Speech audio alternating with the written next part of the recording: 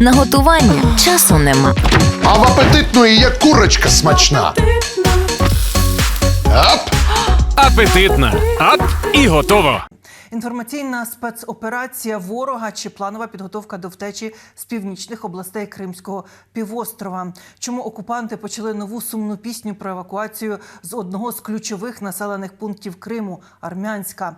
Яка нині ситуація зі звільненням Кінбурзької коси? Як визволений Херсон переживає тепер уже щоденні обстріли з боку росіян? І чи не розглядає влада загальну евакуацію херсонців? І ексклюзивні кадри роботи одного з найефективніших снайперів ЗСУ, який з правого берега Херсонщини цілить росіян на лівобережжі. Дивіться хроніку подій 272-го дня Великої війни з Росією у матеріалі Олексія Посака. Тікали з Херсонщини, а тепер розробляють плани відходу з Криму. Російські військові пропагандисти знайшли новий привід поскиглити. Буцімто окупанти в Армянську готуються до евакуації з міста, адже поруч багато військових об'єктів та ще й завод «Титан» – не найкраще місце відчути приліт хаймарсів. Из города Армянск, это Крым, эвакуировать сейчас женщин и детей. Ну, это, чтобы вы понимали масштаб того пи***а, который сейчас происходит. Насправді ж нічого не відбувається. Кримські гауляйтери однією рукою продовжують термін дії так званої терористичної загрози, а іншою запевняють, що все тримають під контролем. У найкращих традиціях іншого і вже мертвого гауляйтера Стремоусова. Ничего Крыму, российскому Крыму, как субъекту Российской Федерации, нічого не угрожає. Але загрози на півдні щезнуть лише тоді, коли всі окупанти рушать годувати чорноморського бичка. І операція з цілковитого визволення Миколаївської області перебуває на фінальній стадії. Чільник військової адміністрації зауважив, що на Кінбурзькій косі залишилося визволити ще кілька населених пунктів. В оперативному командуванні утрималися від коментарів і так само, як раніше на Херсонщині, закликали зберігати інформаційну тишу. Полноценно восстанавливаем регион. У нас там осталось 3 населенных пункта на Кінбурзькій косе для того, чтобы мы совсем даже юридически вышли из воюючої області. Наразі все ж таки там перебувають сили ворога, і ми продовжуємо військову операцію. Тому, якщо створювати навколо якийсь шум, то це дозволено тільки морю. І нехай цей шторм зараз допоможе, в тому числі і змити ворога з неї, але ми продовжуємо бойову операцію. Операції зі знищення ворога не зупиняються. Станом на 22 листопада втрати росіян уже досягли 85 тисяч окупантів. За минулу добу ліквідовано ще 400 загарбників, знищено ще 3 танки, 5 бойових броньованих машин, 12 артилерійських систем, 2 реактивні системи залпового вогню та 15 одиниць автомобільної техніки.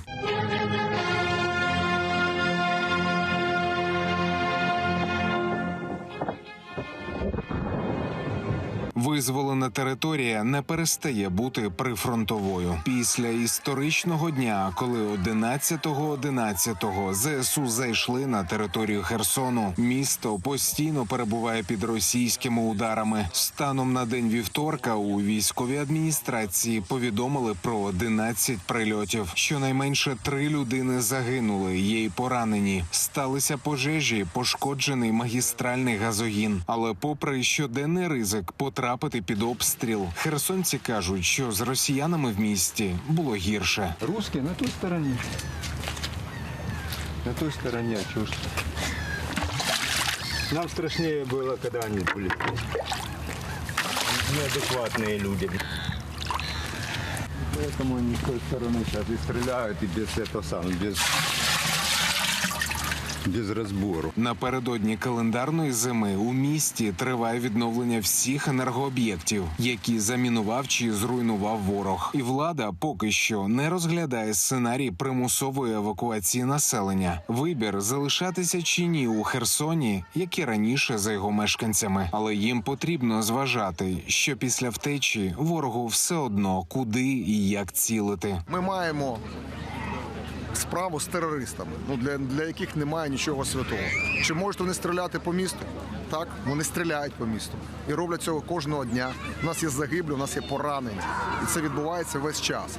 Чи будуть вони це робити? Я впевнений, що вони будуть це робити, поки будуть мати таку можливість. Можливість буде, поки ворога не змусять відступити ще далі на південь. А поки цього не сталося, росіяни підтягуватимуть усі резерви і готуватимуться до потужних атак на місто. Військовослужбовець із позивним «Курт», якого називають одним із найкращих снайперів ЗСУ, був серед перших, хто піднімав синьо-жовтий стяг у центрі Херсону. А тепер розповідає про ворога, який поступово намагається посилитися на лівобережжі. Противник бежал на левый берег Днепра. Там сейчас занимает оборону по всей линии.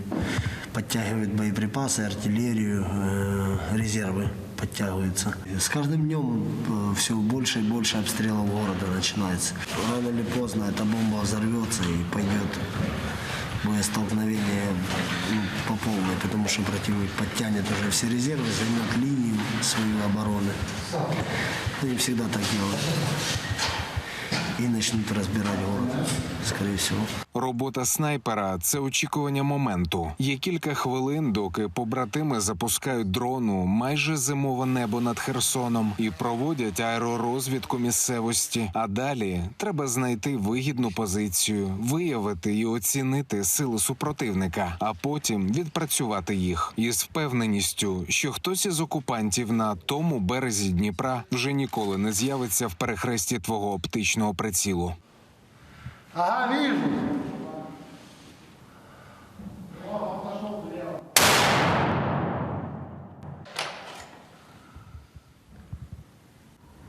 Пуля прошла четко. Этот, походу, упал, а второй упался. Только что влево. Олексій Пасак, 5 канал.